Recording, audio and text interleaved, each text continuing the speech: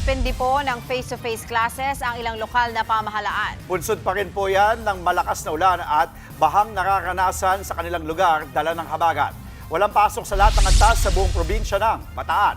Gayon din sa ilang bayan at lungsod ng Pangasinan tulad ng Alaminos at Dagupan. Wala rin pong pasok sa ibang bayan tulad ng Pozo Rubio, San Fabian, Sual at Urbistondo. May mga nagsuspindi rin ng klase sa lahat ng antas sa Bulacan. Kaya na lang ng Balagtas, Kalumpit, Giginto, Hagonoy, Malolos City, Marilao at May Kawayan City.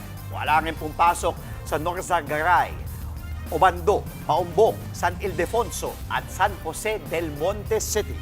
Nagsuspindi rin ng klase sa lahat ng antas sa bayan ng Masantol at ilang paaralan sa bayan ng Macabebe sa Pampanga, maging sa ilang lugar sa Zambales gaya ng Botolan, Castillejos, Masinloc at Olongapo City. Damay din sa suspensyon ng Palawig, San Antonio, San Felipe at Subic.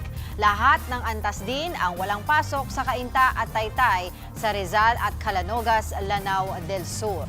Mula preschool hanggang elementary naman ang walang pasok sa San Carlos City, Santa Maria, Santo Tomas at Sison, Pangasinan.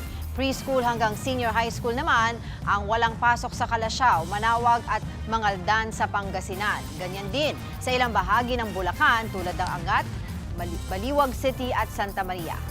Mga kapatid, Angela Lagunsad Castro po para sa komprehensibo at makabuluhang balitaan at talakayan. Mag-follow at subscribe na sa social media pages ng News 5.